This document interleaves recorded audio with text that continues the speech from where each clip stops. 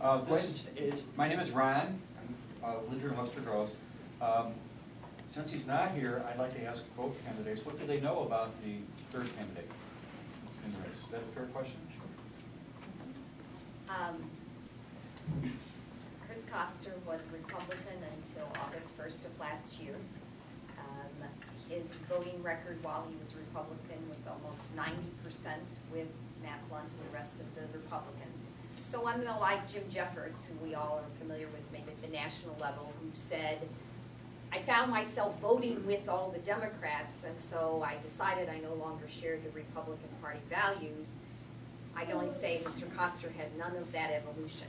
All of his votes until the time he became a Democrat were consistently with the Republicans. So that means he has voted for Medicaid cuts, voted for the photo ID bill. He voted, he's waffled on the whole issue of vouchers for private schools, and in fact has taken $100,000 from Rex Singfield, who believes in vouchers for private schools. And he did it by letting Mr. Singfield set up 100 different political action committees in order to circumvent the campaign finance limits.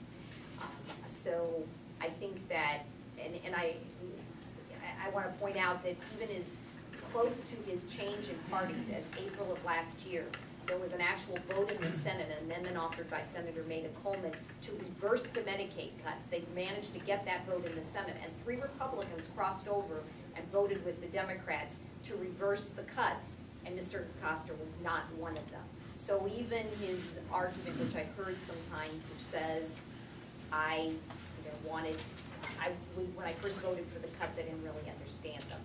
So I'm really very concerned that his votes have not been the votes or reflective of values that I hold dear and have held dear for 30 years, and those democratic values.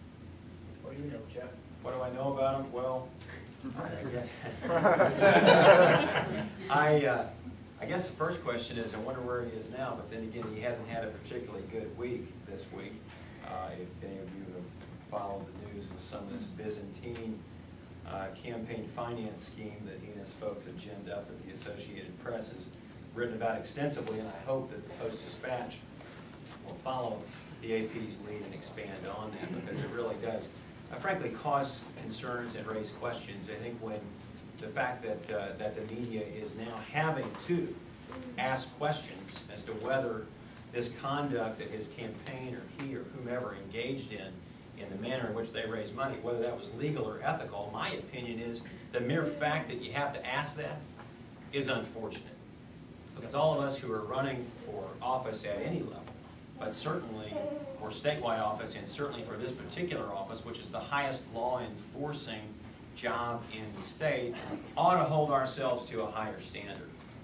As Representative Donnelly said, just to dovetail on her remarks, he voted for the Medicaid cuts. I led the fight against those cuts as the Democratic leader. I believe then and said then and believe today that those cuts were immoral. I'm not saying the people who voted for them were immoral, but the cuts themselves were immoral. They did a lot of harm and a lot of damage to a lot of good people in this state, and I'm not going to forgive and forget just so readily and easily.